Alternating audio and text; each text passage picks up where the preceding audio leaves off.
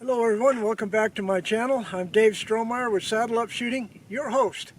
Today I hope to have a good one for you because I'm going to be giving a quiz that I hope you interact with in the comment section. And that is the stability of the rifle for working up loads, for hunting, for whatever purpose that you might intend your rifles for.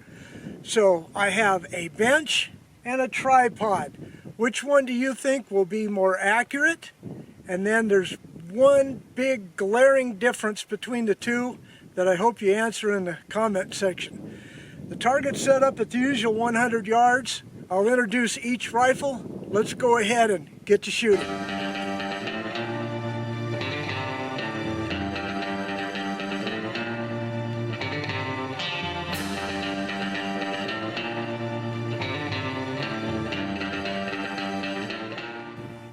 Now, obviously the least stable means of shooting, and probably the one that's most used by hunters, is just the regular two-point stance. You have 2 points of contact. You have your feet, your shoulder, and that's it.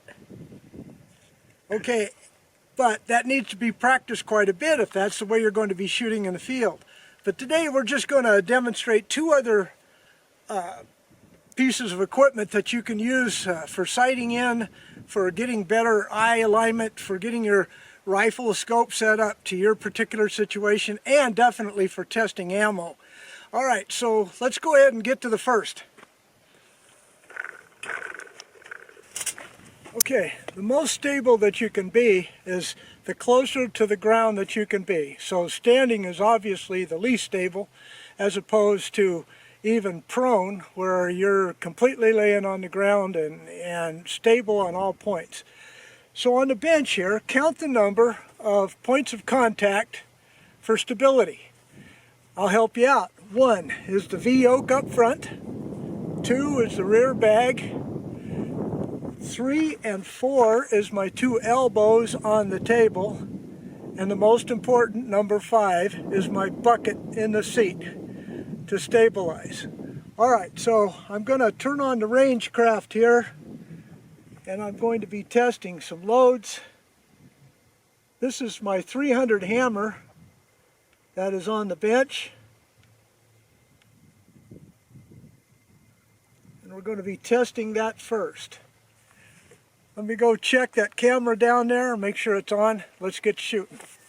Okay, first up here is my 300 hammer that I'll be using this season because I'm going to be shooting no further than 200 yards in lodgepole heavy timber country. And I've got 4 loads here that I'm going to be shooting. You won't see all of them, I'll just show you the first 3 because the rest of it is just information for me. But points of contact again: the front yoke, the rear bag, my 2 elbows, and my bucket. Now obviously that doesn't count the cheek weld or the trigger because you use those in all circumstances. All right.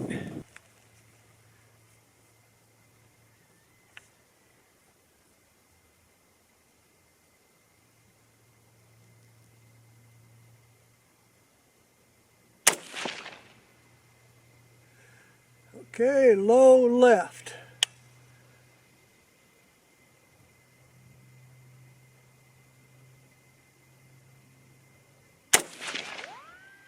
Low left, 2635.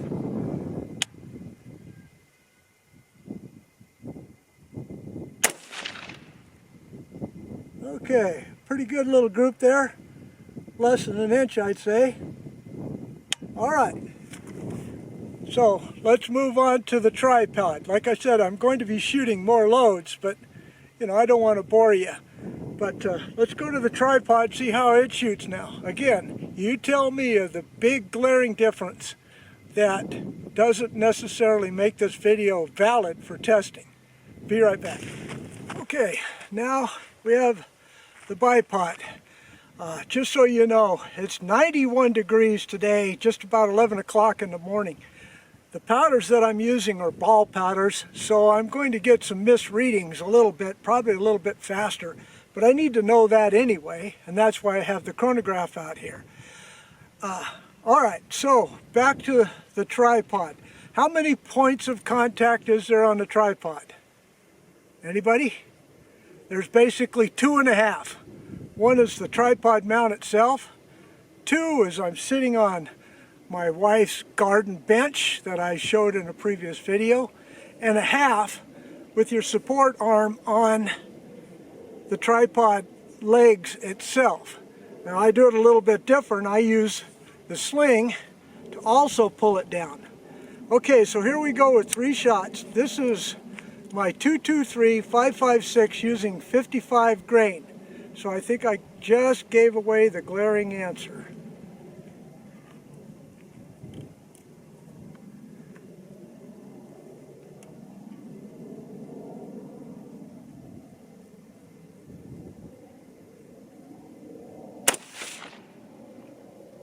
Okay, that went way low. 32.92. Let's see what happens. Let's see if that was me or not.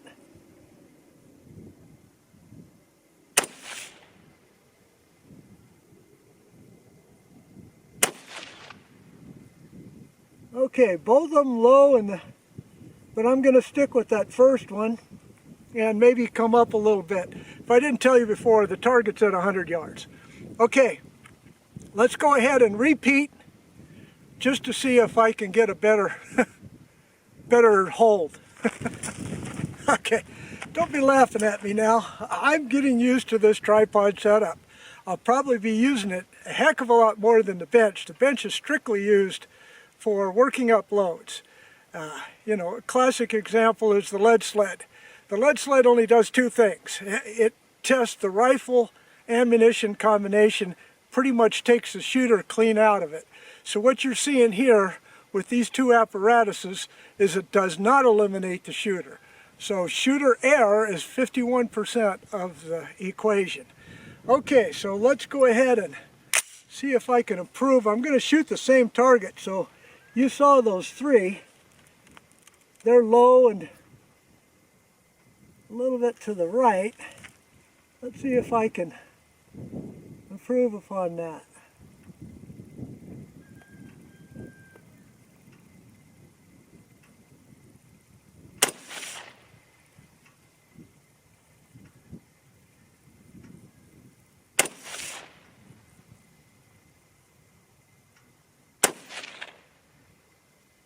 Hey, it doesn't look like any improvement, so obviously the scope needs to come up, okay?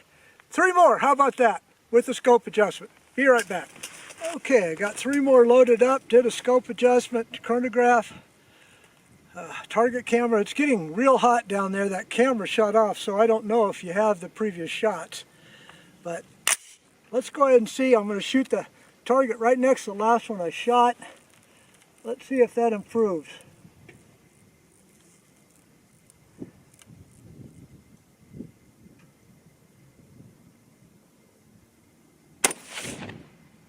Now I'm high.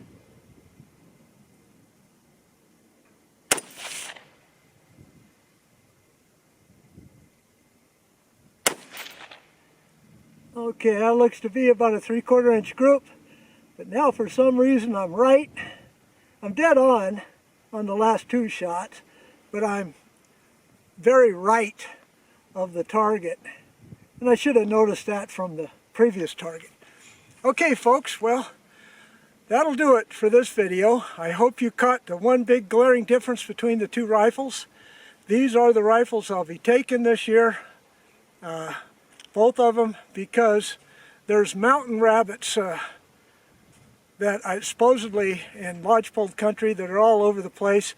So hopefully I get my deer on the first day and then I can rabbit hunt for the rest of the trip. But if you enjoyed this video, folks, please give me a thumbs up. It costs you nothing for that. Subscribe. Check your subscriptions, please. Leave a comment if you will, especially about the quiz. But no matter what, as always, God bless you all. See you again next time. Goodbye.